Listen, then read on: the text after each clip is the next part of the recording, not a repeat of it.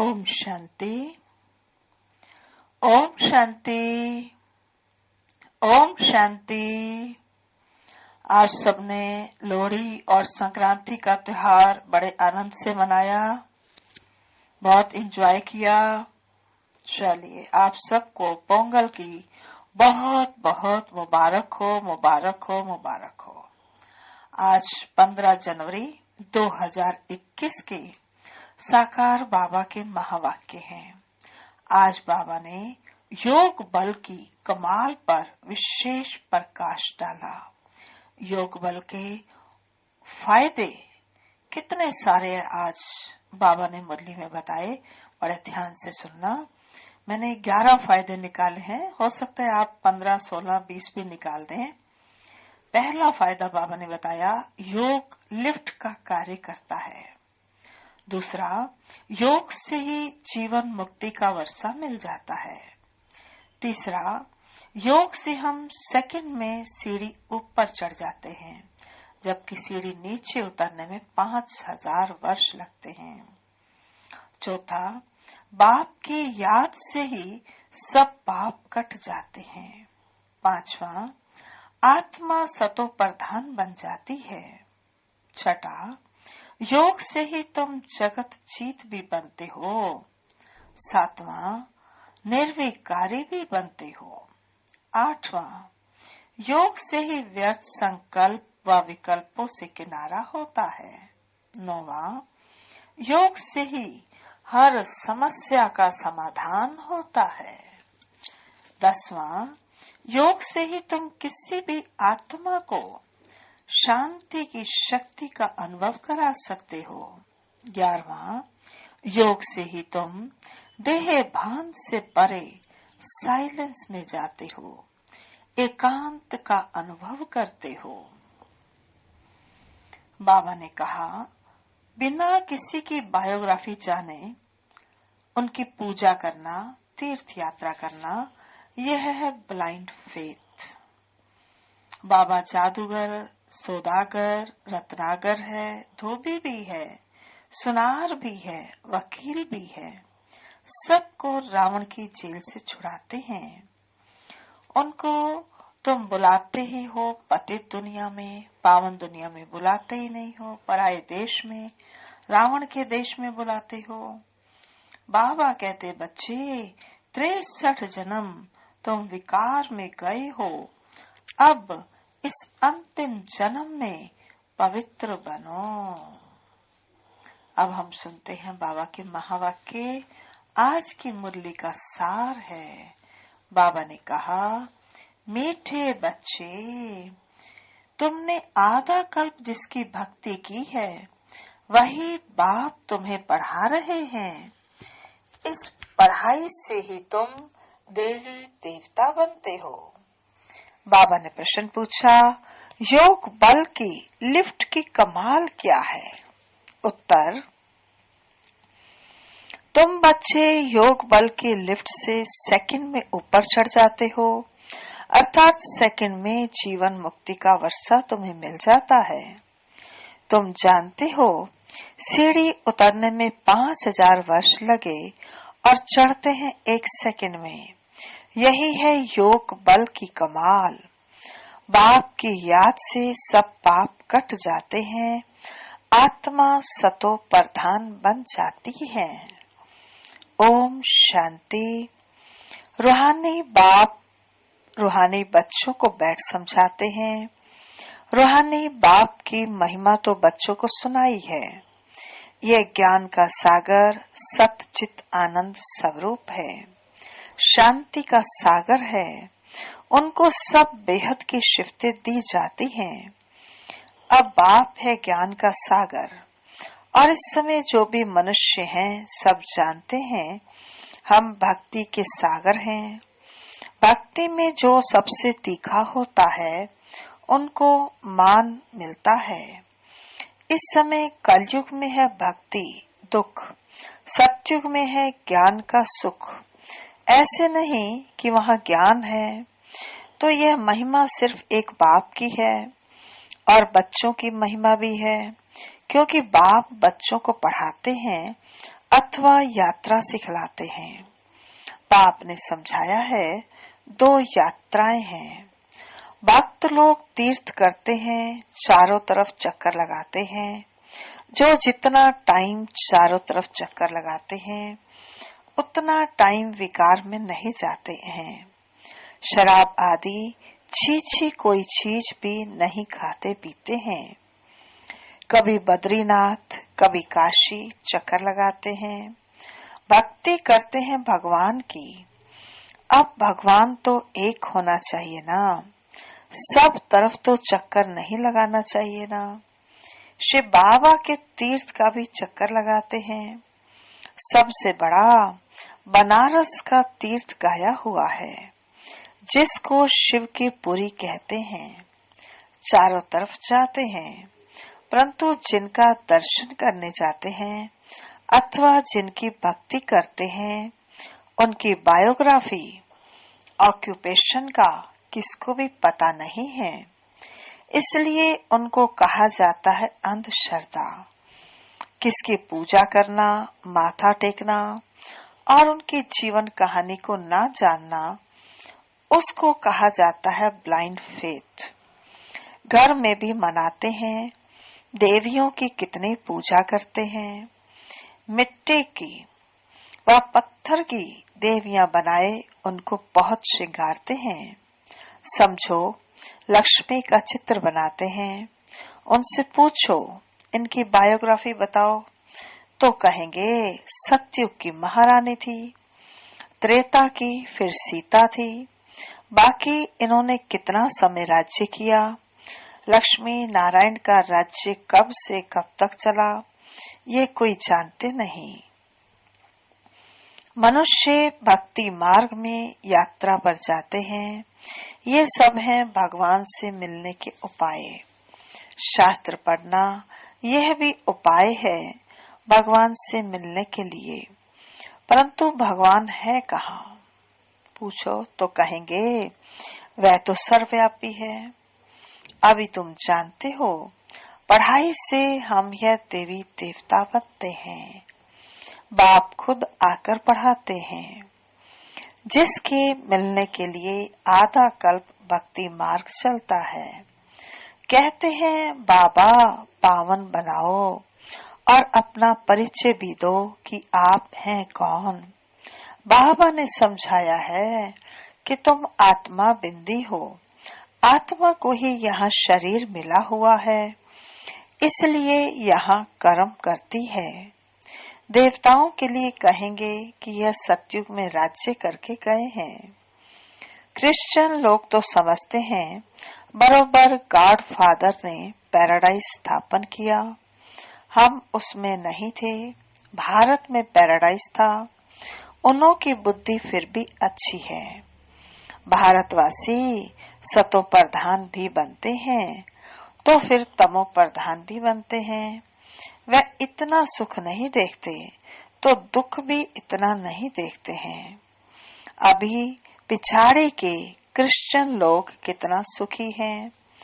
पहले तो वह गरीब थे। पैसा तो मेहनत से कमाया जाता है। पहले एक क्राइस्ट आया, फिर उनका धर्म स्थापन होता है। वृद्धि होती जाती है, 1 से 2, 2 से 4, फिर ऐसे वृद्धि होती जाती है। अभी देखो क्रिश्चियन का झाड़ कितना हो गया है। फाउंडेशन है देवी देवता घराना। वह फिर यहाँ इस समय स्थापन होता है। पहले एक ब्रह्मा, फिर ब्राह्मणों की अडॉप्टेड संतान वृद्धि को पाते हैं। बाप पढ़ाते हैं तो बहुत ढेर ब्राह्मण हो जाते हैं। पहले तो यह एक था ना, एक से कितनी वृद्धि हुई है, कितनी होने की है। जितने सूर्यवंशी चंद्रवंशी देवताएं थे उतने सब बनने के हैं। पहले है एक बाप, उनकी आत्मा तो है ही। बाप की हम सब आत्माएं संतान कितनी हैं? हम सब आत्माओं का बाप एक अनादि है। फिर सृष्टि का चक्र फिरता रहता है। सब मनुष्य तो सदैव नहीं है ना। आत्माओं को भिन्न भिन्न पार्ट बजाना है। इस झाड़ का पहले पहले थुर है देवी देवताओं का, फिर उनसे ट्यूब्स निकलती हैं, तो बाप बैठ समझाते हैं, बच्चों मैं आकर के क्या करता हूँ। आत्मा में ही धारणा होती है।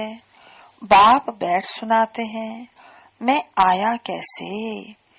तुम सब बच्चे जबकि पतित बने हो तो याद करते हो, सत्युग त्रेता में तो तुम सुखी थे, याद नहीं करते थे।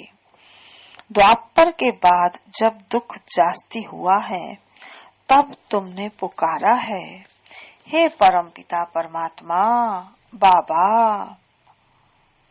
हाँ बच्चों सुना, क्या चाहते हो। हमने जब बाबा को पुकारा तो बाबा ने क्या कहा, हाँ बच्चों सुना। देखो भाषण आती है ना, हमारा बाप है ना, पास बैठ के सुनता है ना।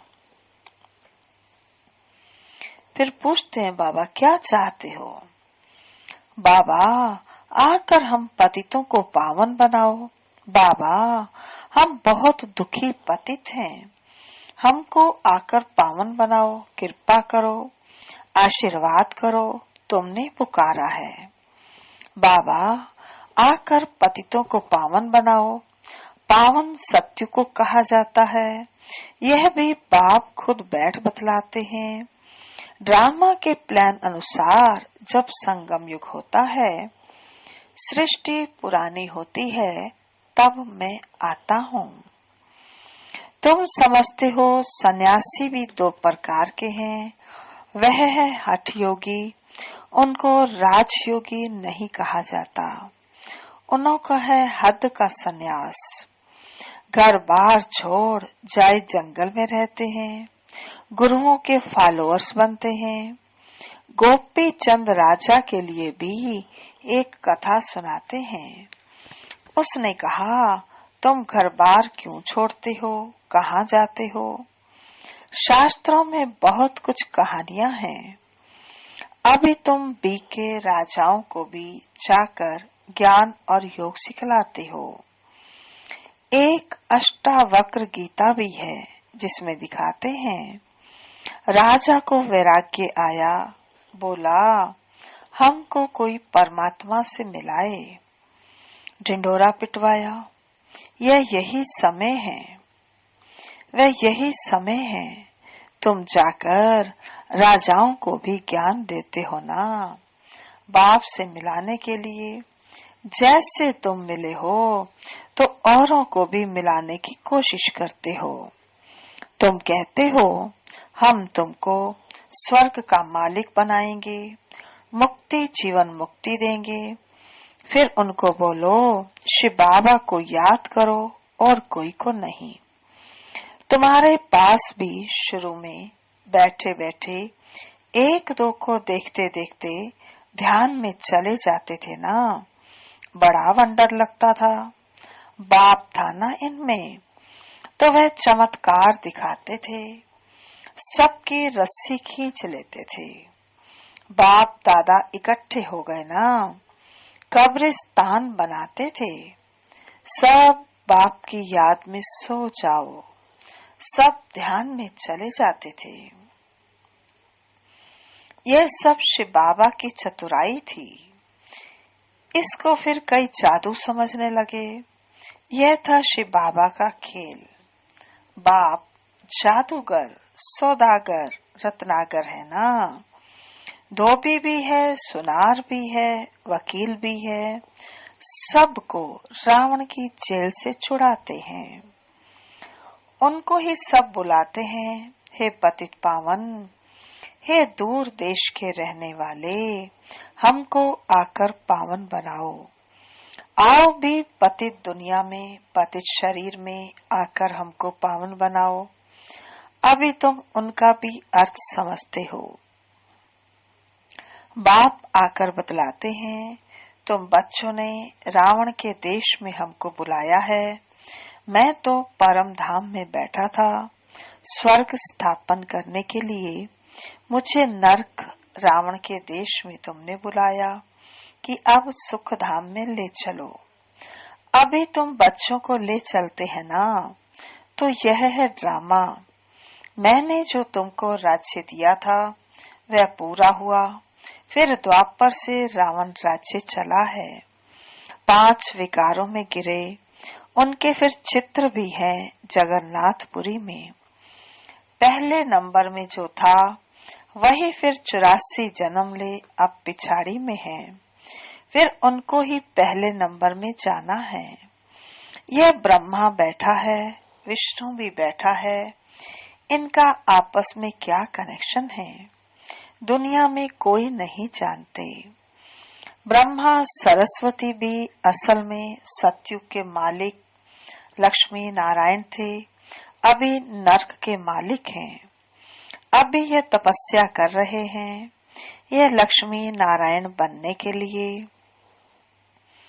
दिलवाड़ा मंदिर में पूरा यादगार है। बाप भी यहाँ ही आए हैं, इसलिए अब लिखते भी हैं। आबू सर्व तीर्थों में, सर्व धर्मों के तीर्थों में मुख्य तीर्थ है, क्योंकि यहाँ ही बाप आकर सर्व धर्मों की सदगति करते हैं। तुम शांति धाम होकर फिर स्वर्ग में जाते हो, बाकी सब शांति धाम में चले जाते हैं। वह है जड़ यादगार, यह है चैतन्य। जब तुम चैतन्य में यह बन जाएंगे तो फिर यह मंदिर आदि सब खत्म हो जाएंगे। फिर भक्ति मार्ग में यह यादगार बनाएंगे। अभी तुम स्वर्ग की स्थापना कर रहे हो। मनुष्य समझते हैं स्वर्ग ऊपर में है। अभी तुम समझते हो यही भारत स्वर्ग था, अभी नरक है। यह चक्र देखने से ही सारा ज्ञान आ जाता है। द्वापर से और सब धर्म आते हैं, तो अभी देखो कितने धर्म हैं। यह है आयरन एज। अभी तुम संगम पर हो। सतयुग में जाने के लिए पुरुषार्थ करते हो। कलयुग में है सब पत्थर बुद्धि, सतयुग में है सब पारस बुद्धि। तुम ही पारस बुद्धि थे, तुम ही फिर पत्थर बुद्धि बने हो, फिर पारस बुद्धि बनना है। अब बाप कहते हैं तुमने हमको बुलाया है तो मैं आया हूँ, और तुमको कहता हूँ काम को जीतो तो जगत जीत बनेंगे। मुख्य यह विकार ही है। सतयुग में है सब निर्विकारी, कलयुग में है विकारी। बाप कहते हैं बच्चे अब निर्विकारी बनो। 63 जन्म तुम विकार में गए हो, अब ये अंतिम जन्म पवित्र बनो। अभी मरना भी सबको है। मैं स्वर्ग स्थापन करने आया हूँ, तो अब मेरी श्रीमत पर चलो। मैं जो कहूँ वह सुनो। अभी तुम पत्थर बुद्धि को पारस बुद्धि बनाने का पुरुषार्थ कर रहे हो। तुम ही पूरी सीढ़ी उतरते हो फिर चढ़ते हो। तुम जैसे जिन हो, जिन की कहानी है ना। उसने बोला काम दो, तो राजा ने कहा अच्छा सीढ़ी चढ़ो और उतरो। बहुत मनुष्य कहते हैं भगवान को क्या पड़ी थी जो सीढ़ी चढ़ाते और उतारते हैं। भगवान को क्या हुआ जो ऐसी सीढ़ी बनाई। बाप समझाते हैं ये अनादि खेल है। तुमने 5000 वर्ष में 84 जन्म लिए हैं। 5000 वर्ष तुमको नीचे उतरने में लगे हैं, फिर ऊपर में जाते हो सेकंड में। यह है तुम्हारे योग बल के लिफ्ट। बाप कहते हैं याद करो तो तुम्हारे पाप कट जाएंगे। बाप आते हैं तो सेकंड में तुम ऊपर चढ़ जाते हो, फिर नीचे उतरने में 5000 वर्ष लगे हैं। कलाएं कमती होती जाती हैं। चढ़ने की तो लिफ्ट है, सेकंड में है जीवन मुक्ति, सतो प्रधान बनना है। फिर आहिस्ते आहिस्ते तमो प्रधान बनेंगे। 5000 वर्ष लगते हैं। अच्छा, फिर तमो प्रधान से सतो प्रधान बनना है 1 जन्म में। अभी जबकि मैं तुमको स्वर्ग की बादशाही देता हूँ, तो तुम पवित्र क्यों नहीं बनेंगे? परंतु कामेशु क्रोधेशु भी है ना। विकार न मिलने से फिर स्त्री को मारते हैं, बाहर निकाल देते हैं, आग लगा देते हैं। अबलाओं पर कितने अत्याचार होते हैं, यह भी ड्रामा में नोट है। अच्छा, मीठे मीठे सिकिलदे बच्चों प्रति माता पिता बाप दादा का याद प्यार और गुड मॉर्निंग। रूहानी बाप की रूहानी बच्चों को नमस्ते। हम रूहानी बच्चों की रूहानी बाप दादा को नमस्ते नमस्ते नमस्ते। सदा रहेंगे हंसते, बनेंगे फरिश्ते, चलेंगे परम धाम के सीधे रास्ते। धारणा के लिए मुख्य सार पहला है, जगत का मालिक बनने व विश्व की बादशाही लेने के लिए मुख्य काम विकार पर जीत पानी है। संपूर्ण निर्विकारी जरूर बनना है। दूसरा, जैसे हमें बाप मिला है, ऐसे सबको बाप से मिलाने की कोशिश करनी है। बाप की सही पहचान देनी है, सच्ची सच्ची यात्रा सिखलानी है। आज का वरदान है, साइलेंस की शक्ति द्वारा सेकंड में हर समस्या का हल करने वाले एकांतवासी भव। साइलेंस की शक्ति द्वारा सेकंड में हर समस्या का हल करने वाले एकांतवासी भव। विस्तार है, जब कोई भी नई व शक्तिशाली इन्वेंशन करते हैं तो अंडरग्राउंड करते हैं। यहाँ एकांतवासी बनना ही अंडरग्राउंड है। जो भी समय मिले कारोबार करते, सुनते सुनाते, डायरेक्शन देते भी इस देह की दुनिया और देह के भान से परे साइलेंस में चले जाओ। स्व बाबा कहते, ये अभ्यास व अनुभव करने कराने की स्टेज हर समस्या को हल कर देगी। इससे 1 सेकंड में किसी को भी शांति व शक्ति की अनुभूति करा देंगे। जो भी सामने आएगा वह इसी स्टेज में साक्षात्कार का अनुभव करेगा। आज का स्लोगन है, व्यर्थ संकल्प व विकल्प से किनारा कर आत्मिक स्थिति में रहना ही योग युक्त बनना है।